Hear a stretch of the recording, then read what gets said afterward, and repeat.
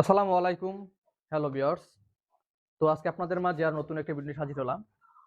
তো আমার এই গাভীটাকে কেনা হইছে আজকে 15 দিন থেকে 16 দিনে পড়ছে। তো শুরু থেকে এর কি ট্রিটমেন্ট দিচ্ছি আপনারা হয়তো অন্য ভিডিওতে দেখছেন। তো আমরা যখন হাড্ডি সার গরু মোটাতাজা করি, হাড্ডি সার গরু মোটাতাজা করার ক্ষেত্রে আমাদেরকে কিছু ইনজেকশন, কিছু মুখের ঔষধ এগুলো আমাদেরকে খাওয়াতে হয় এবং কি ওষুধগুলো খাওয়াই সেগুলো আমি আপনাদেরকে বলেছি। এবং আপনাদের যদি বিস্তারিত গরু কেনা থেকে বিক্রয় পর্যন্ত যদি বিস্তারিত আপনাদের জানতে হয় তাহলে অবশ্যই কমেন্ট করবেন। আমি আপনাদেরকে এই বিস্তারিত নিয়ে একটা ভিডিও তৈরি করে দেবো ইনশাল্লাহ। তো আজকে আমার এই গাভীটার 16 দিন বয়স ক্রয় করার। তো এখন আমরা আয়রন ডেক্স দিয়ে দেব। গাভী গরু যখন বাচ্চা প্রসব করে তখন শরীরের ভিতর অনেকটা আয়রনের ঘাটতি হয়। যখন এই ঘাটতিগুলা আমরা যে দানাদার খাবার খাওয়াই, এই দানাদার খাবারের মাধ্যমে আসলে ঘাটতিগুলো পূরণ হয় না, যতটা হওয়ার কথা অতটা হয় না। যেহেতু এগুলা গাভী গরু, এদের আয়রনের ঘাটতিটা বেশিই থাকে, যার কারণে আমরা কিছু এই যে ইনজেকশন ব্যবহার করি, এগুলোর মাধ্যমে আল্লাহর রহমতে আয়রনের ঘাটতিটা পূরণ হয় এবং ফ্যাটেলিংটা খুব দ্রুত আসে। যখন একটা গরুর কোনো দুর্বলতা বা কোনো কিছুর ঘাটতি যখন না থাকে তখন সে যে খাবার দাবার খাবে তা থেকেই প্রচুর পরিমাণে ভিটামিন, মিনারেল, আয়রন, তারপরে যে প্রোটিন আছে সেগুলো শরীর নিতে পারে, যার ফলে দ্রুত মাংস ধরতে সাহায্য করে। তো আজকে আমি এই ইনজেকশনটা আপনাদেরকে দিব। তো আমি প্লাস্টিকের একটা ইনজেকশন নিয়ে এসেছি, সিরিঞ্জ, তো এটা দিয়ে দেবো। তো এক একটা গরুতে আপনার যদি একটা গরুর বডি ওয়েট যদি 100 কেজি হয় সেক্ষেত্রে আপনারা এই ইনজেকশনটা 10 সিসি করে দিবেন।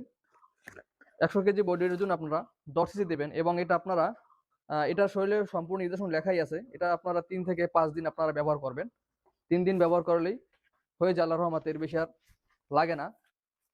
তো যাই হোক, যারা আমার চ্যানেল নতুন দর্শক তারা অবশ্যই আমার চ্যানেলটাকে সাবস্ক্রাইব করে রাখবেন এবং যারা চ্যানেলটাকে ইতিমধ্যে সাবস্ক্রাইব করেছেন তাদেরকে অসংখ্য অসংখ্য ধন্যবাদ।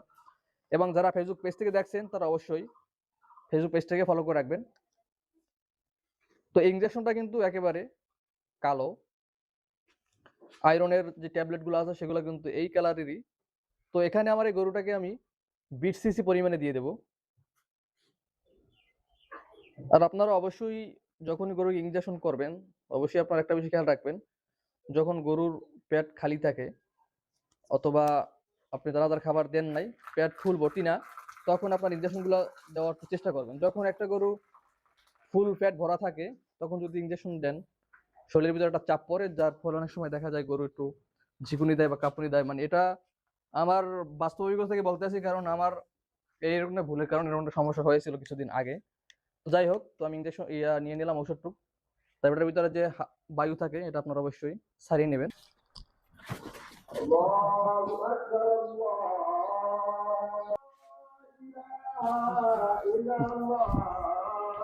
তো এই ছিল মূলত আজকে ভিডিওটি। এই যে আয়রনটা করে দিলাম, এরও 2 ডোজ কমপ্লিট, এরও আরো দিতে হবে।